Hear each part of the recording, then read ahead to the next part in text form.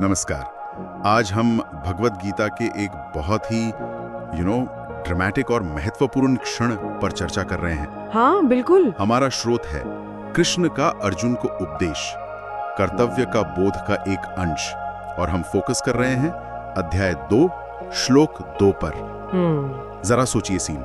कुरुक्षेत्र का मैदान, सेनाएं तैयार और महान योद्धा अर्जुन अपने ही लोगों के खिलाफ लड़ने की सोच से ही बिल्कुल टूट चुके हैं। हाँ, उनका वो गांडीव धनुष हाथ से छूट रहा है, ऐसी स्थिति है। और ठीक उसी पल जब अर्जुन एकदम निराश हैं, श्री कृष्ण जो उनके सारथी भी हैं, गुरु भी, वो कुछ ऐसा कहते हैं जो सब कुछ बदल देता है। बिल्कुल एक टर्निंग पॉइंट है ये। तो चलिए इसी श्लोक और उसके गहरे मतलब को समझते हैं।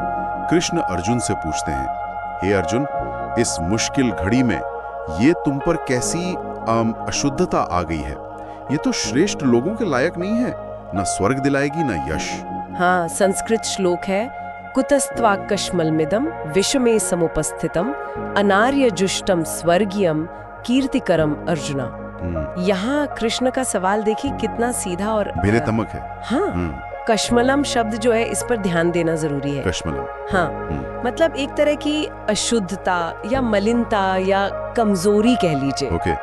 एक ऐसी मानसिक या कह सकते हैं भावुक स्थिति जो साफ सोचने की शक्ति को ढक लेती है। तो कृष्ण हैरान है कि अर्जुन जैसा आर्य मतलब श्रेष्ठ योद्धा, वो भी युद्ध भूमि जैसे विषम यानी इतने मुश्किल संकट के स्थान पर ऐसी भावना से कैसे घिर गया। ये बात दिलचस्प है कि वो इसे सिर्फ दुख या दया, करुणा नहीं कह रहे। नहीं, बिल्कुल नहीं, बल्कि कश्मलम और अनार्य जुष्टम कह रहे हैं। मतलब ऐसा व्यवहार जो श्रेष्ठ लोग नहीं करते। सही। ये तो मतलब थोड़ी हाश नहीं लगती प्रतिक्रिया, खासकर जब अर्जुन इतने गहरे, अहम, नैतिक और भावनात्मक संकट में है। क्या ये सिर्फ एक डांट है?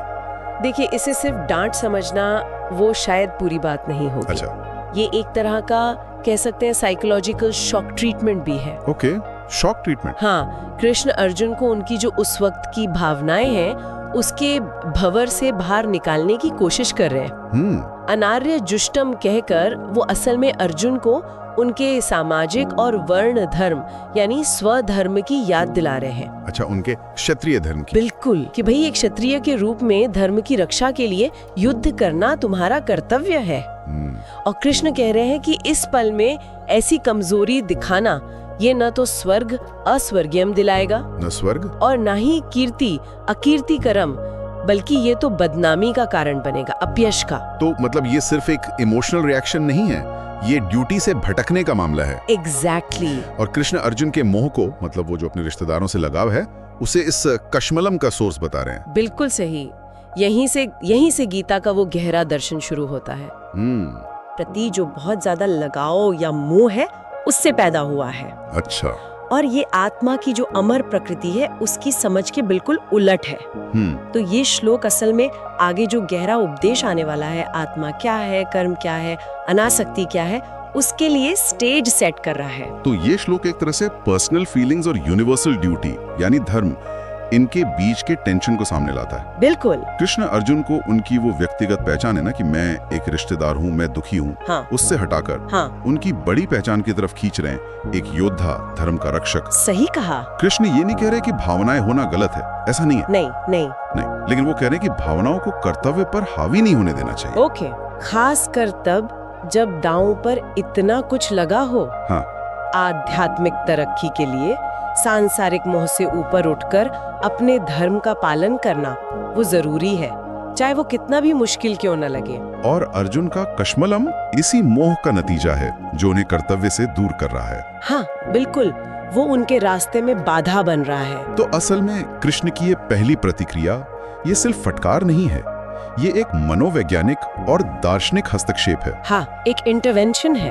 अर्जुन को उनके व्यक्तिगत दुख के उस छोटे दायरे से निकालकर सार्वभौमिक कर्तव्य और आत्मा की सच्चाई के बड़े मंच पर लाने की एक जरूरी, भले ही थोड़ी कठोर कोशिश है। बिल्कुल, और ये गीता के आगे के उपदेशों की नींव रखता है। सही। हाँ, ये श्लोक हमें सिखाता है कि आध्यात्मिक रास्ते पर चलते हुए अक्सर हमें अपनी गहरी भावनाओं और अपने समझे हुए कर्तव्य के बीच एक संतुलन खोजना पड़ता है।